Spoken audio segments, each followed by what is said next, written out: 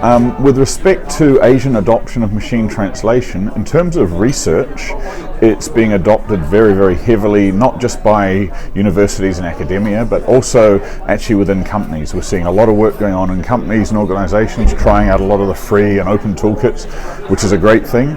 We're seeing a lot of LSPs adopt it. It's being adopted very rapidly at this point, and I think those that were less adventurous are now finding that it's happening very, very quickly.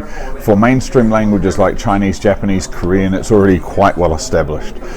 We're seeing a lot more adoption in tier 2 languages, Indonesian, Thai, Malay, those kinds of things.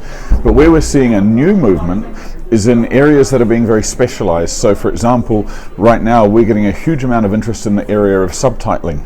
Okay, so localization of subtitles, of course, is a big industry.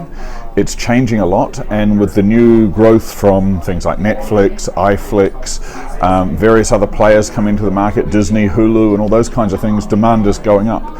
Where it's not mature yet is places like India.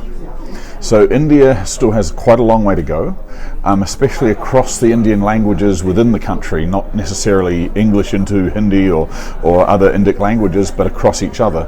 And one of the things that's holding that back is research funding and research data. So for example, some of the Indian government departments have very large amounts of data that they've just been sitting on and won't share with academia, either in India or outside of India for that matter, and we've been talking about that for a very long time. Whereas you compare that to Europe, for example, there's been a lot of sponsorship. So we're personally involved in a consortium called Paracrawl, which gathers a lot of bilingual data across many different languages, and we prepare actually billions of bilingual sentences for people to build research on. Those kinds of things are missing in Asia and Southeast Asia comparatively, especially Southeast Asia and South Asia. So that's where I'd like to see more growth and more expansion is in those particular areas.